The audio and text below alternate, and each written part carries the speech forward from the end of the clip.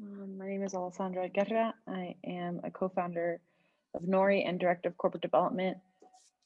I've wanted to remove carbon from the atmosphere since I was 15. That's the reason why I applied to Columbia and our program at the Earth and Environmental Engineering Mm-hmm. uh, in Columbia.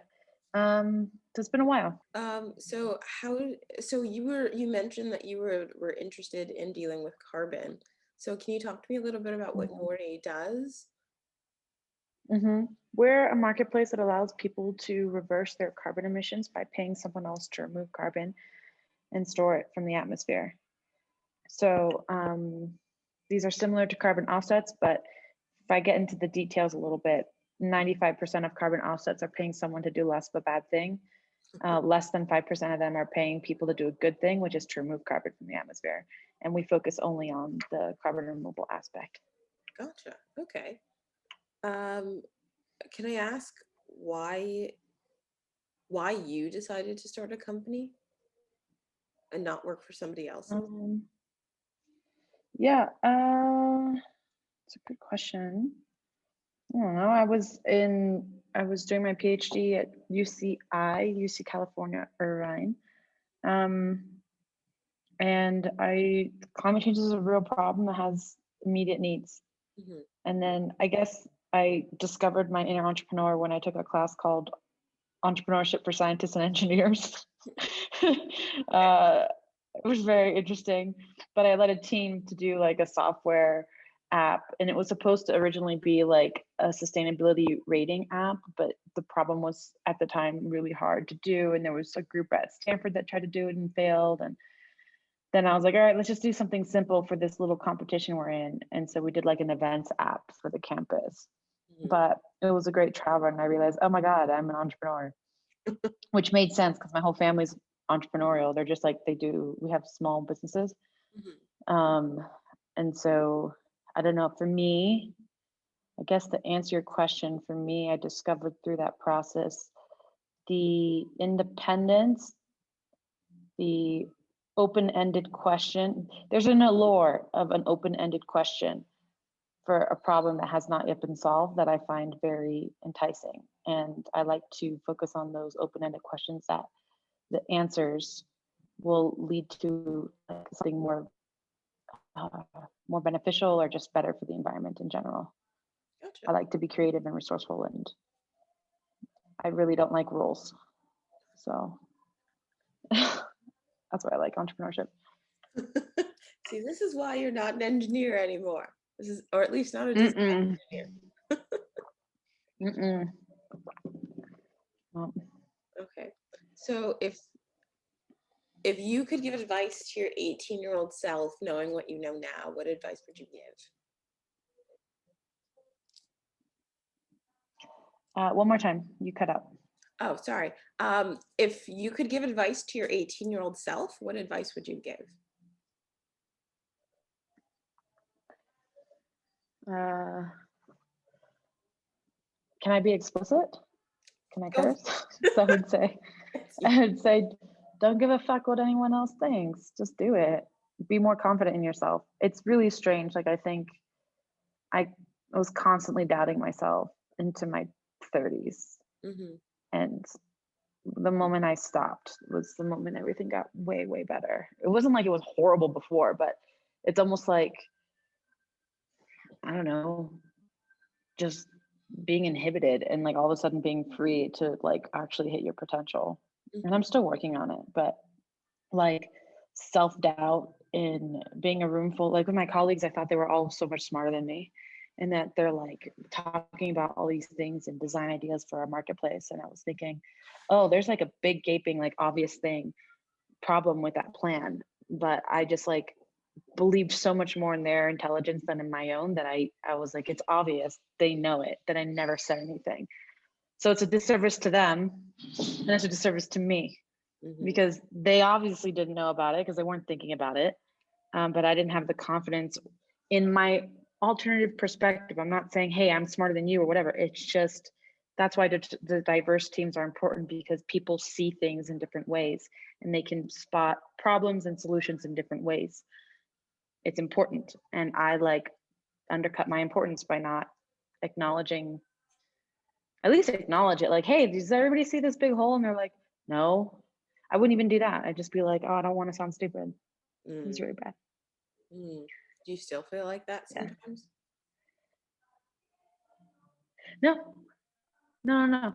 I think in the last 2 years, it's changed. Maybe sometimes there's like, you know what it is? It's like you can feel the momentum of it, like a habit. Mm, Like you feel triggered to do it, and then you're just like, no, no, no, like I'm so out of it. Like I'm just gonna call it out. And I don't have a problem. Like I think even before, maybe it was the fact like I didn't want to take up space in the room or the conversation. mm, So I didn't want to even mention it. And now I'm like, I don't care. I'm just gonna it'll be a two interaction, a two-way. If people do see the problem, it will be quick to resolve. I'll mention it, and people will say, "Yeah, we see it, but we have this other issue that's more important, or we have this solution or mitigation, etc." Okay, move on. But even that, I didn't want to take up space, which is weird. mm. I think because in college, I actually felt conditioned to stop taking space. But anyways, that just gave me insight. Ooh, you said that just then, and immediately I went to the yeah that space of I definitely Yeah, I felt like it's actually strange. Like sometimes when I took up space in classes, mm, I was less in Columbia engineering, like they're so small. So like everybody in your yeah class, and it felt like I was always taking up space by asking questions or whatever. And I think over the 4 years that I was there, conditioned to stop doing that yeah because I didn't have friendships or communities. I had very few, and they were great and they were solid. Love them. But widely in the community, I just felt yeah like I was annoying everyone, which yeah sucked. Yeah. those I those don't know. I've never thought about that. It's like a therapy session that I never I even planned. know So we'll regroup in a Columbia Women's Anonymous in a couple of weeks. uh-huh. So have did you have a mentor along the way when you started this, or did you just one man band it the whole way through? In one man band, the which part exactly? In like in creating your company, like was there somebody behind Oh you? no. No cheers. We were a team of like we started off as 7 founders, man. 7. Wow. Jeez. Yeah, that's a lot of people.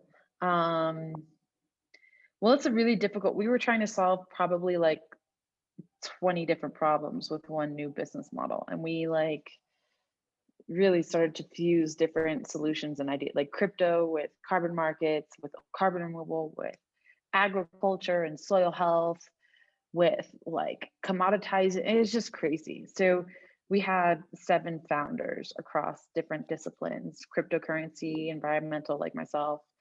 Um, there was ag, carbon market specialists. There was carbon removal people. There were communication specialists. There were engineers among the 7.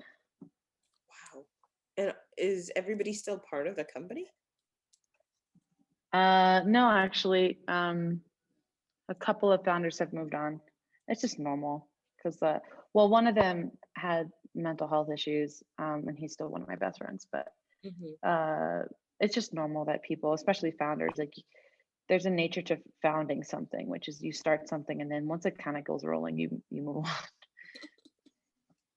I'm not sure when my time is, but there will be a time.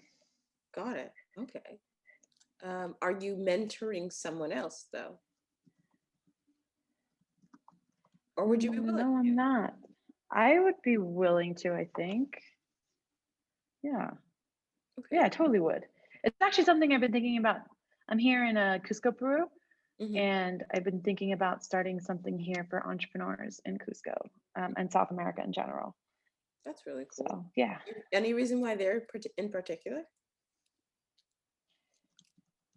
Mm, I find that South America and Latin America in general, so South America and Africa have this very similar thing where the people from the north come with their businesses and extract their resources, exploit the people, and then send those products or services abroad back to the north.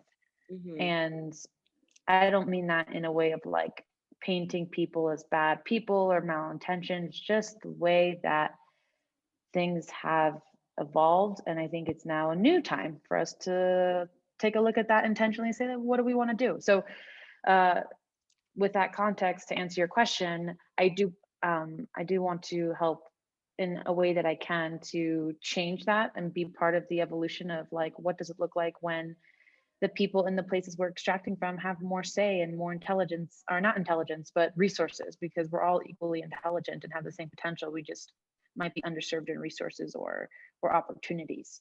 So I want to do what I can to help engage local people in the development of the economies that run the world.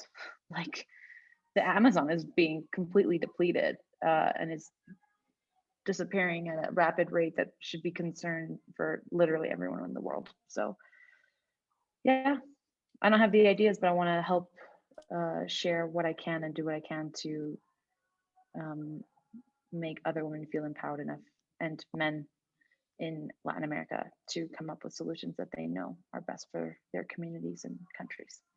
That's really cool. So if there's ever a time where you're not, is there ever a time where you don't feel confident? And if yes, what do you kind of do to talk yourself out of it or to psych yourself up?